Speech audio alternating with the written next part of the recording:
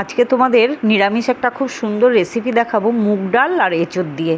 এঁচোড় সেদ্ধ করে রেখেছি কুটে, দেখো, আর মুগ ডালটাও সেদ্ধ করে রেখেছি। এখানে মশলা আছে সব, আর মশলা নিরামিষ যেহেতু আদা জিরে লঙ্কা বাটা আছে, তেজপাতা শুকনো লঙ্কা আর গোটা জিরে ফোড়ন দিয়ে দিলাম, দেখো।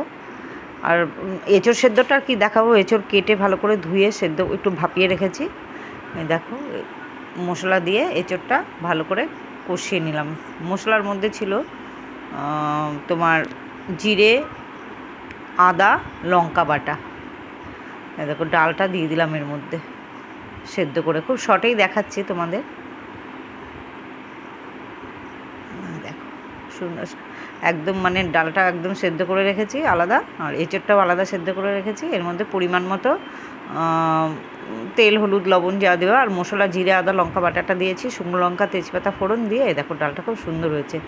এবার সামান্য পরিমাণে একটু চিনি দিলাম, যেহেতু নিরামিষ রান্না, আর একটু কাশ্মীরি লঙ্কার গুঁড়ো দিলাম, কালারটা একটু ভালো আসবে।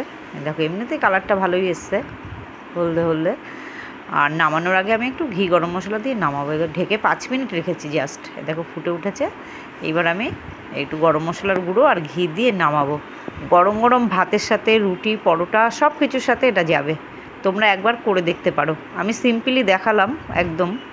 আমি এঁচোড় মানে 1 ফালি এঁচোড় রেখে দিয়েছিলাম গাছ থেকে, সেদিন বড় এঁচোড় কেটেছিলাম করে, আর অর্ধেকটা ছিল সেইটা দিয়েই করেছি।